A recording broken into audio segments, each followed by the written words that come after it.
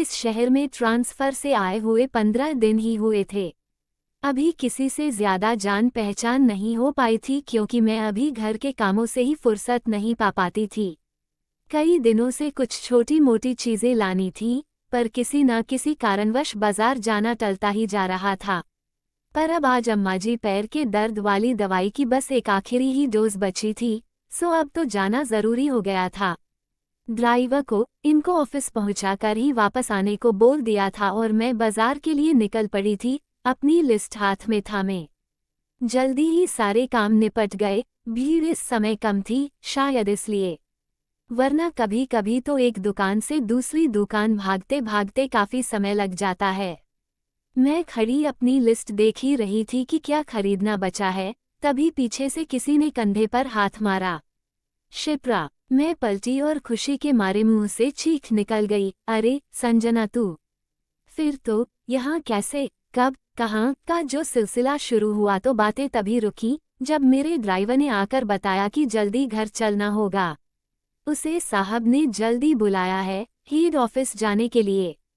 मन अभी भरा नहीं था, बातें खत्म नहीं हुई थीं। संजना बोली, चल मेरे साथ चल, मैं अभी मिनी के घर ही जा रही हूँ, तू भी आ जा, तुझे देखकर खुश हो जाएगी। मिनी का नाम सुनते ही मैं और अधिक उत्तेजित हो उठी। सोचा बच्चों के आने में तो अभी समय है, तीनों आपस में मिल भी लेंगी और इस बहाने मिनी का घर भी देख लूंगी। ड्राइवर को बाजार से ही विदा कर मैं संजना के साथ उसकी कार में मिनी के घर चल दी। मैं, संजना और मिनी कॉलेज में सहेलियां बनी थीं। उस समय की, एक दूसरे की हर बात की राजदार। ये हाल था कि कोई भी बात जब तक तीनों एक दूसरे को बता नहीं लेती थीं, चैन नहीं आता था। बाद में हम सब अपनी अपनी गृहस्थी में व्यस्त हो गए थे। मोबाइल फोन का जमाना था, नहीं तो आपस में संपर्क भी टूट सा ही गया था। रास्ते में संजना से घर परिवार की बातें होती रहीं। संजना की बेटी की शादी हो चुकी है, बेटा बहू बाहर सेटल्ड हैं। बस अब सारे दिन की मस्ती है, कभी किसी के घर चली जाती है, कभी कहीं घूम आती है। मैंने अम्मा जी की तबीयत की वजह से अपनी स्कूल की लगी लगाई नौकरी छोड़ दी है। सुनकर कहने लगी, अरे सास की वजह से कहीं नौकरी छोड़ी जाती है, फुल टाइम मेड लगवा देनी थी। एक बार को सोचा उसे बताऊं कि मेरी सास मेरे लिए क्या है, किसी बाहरी व्यक्ति की जिम्मेदारी पर मैं उनको नहीं छोड़ सकती। पर फिर लगा जितने हल्के अंदाज में यह बात कर रही है, परिस्थितियों की गंभीरता को शायद न समझ पाए। मैं चुप ही रही। दरवाज़ा मिनी ने ही खोला था। संजना आगे खड़ी थी। मैंने नोटिस किया कि उसे देख मिनी के चेहरे पर विशेष खुशी नहीं झलकी थी। फिर संजना के हटने पर मुझे देखा तो खुशी से उसकी बाछें खिल उठी थीं। ड्राइंग रूम में आराम से सोफे पर पसरते हुए संजना ने पानी की गुहार मचाई। सोफे पर बैठते समय उसमें से चर्रा की हल्की सी आवाज निकली, अरे यार ये सोफा भी। क्या मिनी, तू अभी तक ये पुराना सोफा ही चला रही है, नया क्यों नहीं लेती? मिनी ने सकुचाते हुए मुझे देखा, बोली, हाँ वो बनवाना है, बस रह ही जाता है। एक प्यारी सी लड़की ट्रे में पानी लेकर आई। शिष्टता से हमें नमस्ते किया। संजना ने उससे मेरा परिचय करवाया, यह मिनी की बड़ी बेटी है, मम्मी की बचपन की सहेली जान। उसने खुशी जाहिर करी और अंदर वापस जाने के लिए मुड़ी ही थी कि संजना ने उसे आवाज दे रोक लिया। स्वीटी सुन। जी आंटी। स्वीटी ने पीछे मुड़कर प्रश्वाचक दृष्टि से हमें देखा। अरे भाई, तू कोई अच्छा सा लड़का पसंद कर शादी कर क्यों नहीं लेती है? अपनी माँ को कितना परेशान किया हुआ है इतने समय से, हमको भी फ्री कर। कहने की जरूरत नहीं कि प्रत्युत्तर में स्वीटी की आंखों में आते जाते और बदलते भावों ने शब्दों का संबल लिए बिना ही सब कुछ कह डाला। अगर संजना उस भाषा को पढ़ने का बूता रखती तो शायद जीवन में फिर किसी से इस तरह की दिल दुखाने वाली कोई बात ना कर पाती। पर वो तो बस यूं ही एक बेमतलब का जुमला उछाल अपने बैग में चश्मा ढूंढने में लगी थी। कुछ पलों के अंतराल के बाद जब शायद स्वीटी इस प्रश्न के लिए उपयुक्त शब्द ढूंढ कुछ बोलने के लिए मुंह खोलने ही वाली थी कि तभी रसोई से चाय की ट्रे लेकर आती हुई मिनी ने बेटी को उस अप्रिय स्थिति से उबार लिया था। लो भाई, सब लोग चाय पियो गर्मा गर्म। और ये ले शिप्रा, मठरी टेस्ट कर, मैंने कल ही बनाई है। स्वीटी देख तो, कहीं मैं गैस तो खुली नहीं छोड़ आई हूँ। पता नहीं आजकल मुझे क्या होता जा रहा है, कुछ न कुछ भूल ही जाती हूँ। एक दिन दोपहर में रसोई समेटकर जरा कमर सीधी करने लेटी ही थी कि मेरी भांजी मुग्धा का फोन आया। उत्तेजित लग रही थी। मौसी, आज दीदी आई थी, अभी गई हैं खाना खाकर। हाँ, तो अच्छी बात है न, मैंने कहा। समझ गई कि हमेशा की तरह उसकी नंद करुणा अपनी किसी टिप्पणी से आज फिर मुग्धा को भड़का गई है। अरे मौसी, अब तो बस मैं करण को बोलने वाली हूँ, अपना हॉस्टल में रहने का इंतजाम करने ले। बहुत हो गया, कोई प्रिवेसी ही नहीं है मेरी। हुआ क्या, मैंने कहा। मुग्धा बोली, दीदी कह रही थी कि पता नहीं कैसे मैं घर में सलवार कुर्ता पहन लेती हूँ। जीजाजी तो कभी बर्दाश्त न करे कि उनकी पत्नी उनके सामने ये सब पहन के आए। वो तो घर में भी जीजाजी की पसंद की शॉर्ट वेस्टर्न ड्रेसेस पहनती हैं और आप लोग मुझे घर में कुछ भी ढंग का नहीं पहनने देते हैं। अब मुझे बात का सार समझ आ गया। इसकी नंद की बुद्धि का लोहा मान मैंने माथे पर हाथ मार लिया। मुग्धा स्वभाव से थोड़ी चंचल है। शायद घर में सबसे छोटी होने के कारण अभी उतनी गंभीरता नहीं आ पाई है उसमें। किसी की भी बात को दिल से लगा बैठती है। वैसे है बहुत संस्कारी और जिम्मेदार। एक ही शहर में पोस्टिंग होने के कारण उसने अपने देवर को, जो उसी शहर में रहकर इंजीनियरिंग की पढ़ाई कर रहा था, अपने साथ ही रहने को बुला लिया था। हम सभी ने उसके इस निर्णय को बहुत सराहा था। विशेषकर उसकी सास तो बहुत खुश हुई थी कि अब छोटे बेटे को भी घर का खाना पीना और देखभाल मिल जाएगी।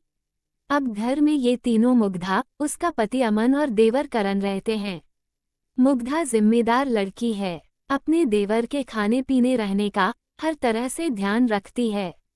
हालांकि इन सब के चलते उसका काम भी काफी बढ़ गया है, पर वो खुशी खुशी अपने इस दायित्व को निभाती है। पर जाहिर है, इस वजह से उसकी और अमन की प्राइवेसी में थोड़ी कमी भी आई है। साथ ही युवा देवर के घर में होने की वजह से हम लोगों ने उसे समझाया था कि घर में शालीन कपड़े ही पहनना, बहुत शॉर्ट ड्रेसेस न पहनना। इस वजह से वह कभी कभी अपनी उन सहेलियों या पड़ोसियों से तुलना होने पर, जो ससुराल या संयुक्त परिवार की बंदिशों से दूर, एकल परिवार का खुला, मौज मस्ती वाला, स्वतंत्र जीवन जी रही हैं, थोड़ा दुखी भी हो जाती है। इसलिए हम सब उसे इसके इस अच्छे काम के लिए मोटिवेट करते रहते हैं और उसकी तारीफ करते रहते हैं। पर असली समस्या तो तब आती है जब उसकी नंद, जिसके पति ने अब इसी शहर में नई नौकरी शुरू की है, अपने भाई भाभी से मिलने आती है। वैसे मुग्धा और उसकी नंद करुणा दोनों अच्छी सहेलियां हैं और हमउम्र है। पर अभी करुणा अपनी नई नई मिली स्वतंत्रता के साम्राज्य के मद से उभरी नहीं है। वो जब तब आकर अपनी भाभी को कुछ न कुछ अपना ऐसा किस्सा बता देती है, जिससे मुग्धा को अपनी सभी जिम्मेदारियां बंधन प्रतीत होने लगती हैं। आज करुणा ने आकर बोल दिया, क्या मुग्धा, तुम सलवार सूट और चुन्नी में घर में रह कैसे लेती हो? अविरल तो मुझे कभी अलाउ ही नहीं करते ऐसे कपड़े घर पर भी पहनने को। उन्हें तो मैं हर समय शॉर्ट वेस्टर्न ड्रेसेस में और टिपटॉप ही चाहिए। ना बाबा ना, मैं तो ऐसे बिल्कुल नहीं रह सकती। करुणा के इस एक बेमतलब के फिजूल जुमले ने मुग्धा को स्वयं को दयनीय स्थिति के आईने के सामने खड़ा कर दिया था। लफ्जों का ये जहरीला बम गिराकर करुणा मुग्धा को फिक्र में छोड़कर चलती बनी थी। मुग्धा को लगने लगा था कि उसकी और अमन की प्राइवेसी में करण रोड़ा बना हुआ है। करण को अपने घर में साथ रखने का अपना निर्णय उसे गलत लगने लगा था। यदि करुणा ने जरा भी समझदारी से काम लिया होता तो यूं अनजाने में अपनी भाभी को इस तरह दुखी करने का न सोच पाती, बल्कि अपनी बातों से मुग्धा का मनोबल बढ़ाती कि वह अपनी ससुराल और अपनी जिम्मेदारियों के प्रति कितनी समर्पित है, जिससे अंततः करुणा के ही मायके का भला होता। पर अपने फिजूल के इस जुमले से करुणा अपने ही भाई का अहित करने चली थी। कुछ ही दिन बाद मिनी का मेरे घर आना हुआ था। हम दोनों देर तक पुरानी स्मृतियों के गलीचों पर चहलकदमी करते रहे। कॉलेज की भी खूब यादें ताज़ा हुईं। मेरा ध्यान गया कि संजना का जिक्र आते ही मिनी का चेहरा कुछ उतर सा जाता था। थोड़ी देर बाद मिनी ने कहा, शिप्रा, स्वीटी के लिए कोई अच्छा लड़का बताओ। मैंने पूछा, वो तैयार है क्या शादी के लिए? मिनी का चेहरा उतर गया। बोली, हम लोग तो कब से ढूंढ ही रहे हैं। बस जैसे ही कोई सही लड़का मिलेगा तुरंत कर देंगे शादी। उल्टे सीधे प्रपोजल्स आते हैं तो मना करना ही पड़ता है। जानते बूझते कैसे लड़की को धकेल दें। ये तो मैंने खुद देखा था कि एक अच्छे पद पर कामकाजी होने के साथ साथ लड़की हर प्रकार से सुशील, संस्कारी और सुंदर भी थी। कह सकते हैं कि ढूंढने से भी उसमें कोई कमी निकलना मुश्किल था। उसका अभी तक विवाह न होने का अर्थ सिर्फ ये था कि ईश्वर की ओर से ही अभी उसका समय निर्धारित नहीं हुआ है। अरे, मुझे लगा था अभी स्वीटी ही तैयार नहीं है शादी के लिए, मैंने कहा। हाँ, उस दिन मैं समझ गई थी कि संजना की बात सुनकर तुझे ऐसा ही कुछ लगा होगा। ये संजना तो कभी भी कुछ भी बोल देती है। कभी अंशुल से नौकरी का पूछती है, कभी स्वीटी से शादी का। अब क्या क्या बताऊं तुझे। खुद तो फ्री है, पर आए दिन हमारे घर आकर कुछ भी उल्टा सीधा कमेंट कर जाती है। इसकी इसी आदत के कारण बच्चे तो उससे चिढ़ चुके हैं। मैंने नोटिस किया कि अवचेतन मन में मैं उस दिन का सोच सोच कर, जिस दिन संजना मेरे घर आएगी, अभी से ही घबराने लगी थी। उसकी इस आदत के चलते मैं अपने सुखी संसार की खुशियों को दांव पर नहीं लगाना चाहती थी। शायद मैं कोई न कोई बहाना बनाकर उस दिन को यथासंभव टालने का प्रयत्न करूं। सोच रही थी, प्रॉब्लम की शुरुआत कहाँ से हुई। हमारी रोजमर्रा की जिंदगी में बहुत से सवाल हमें बहुत मासूम लगते हैं।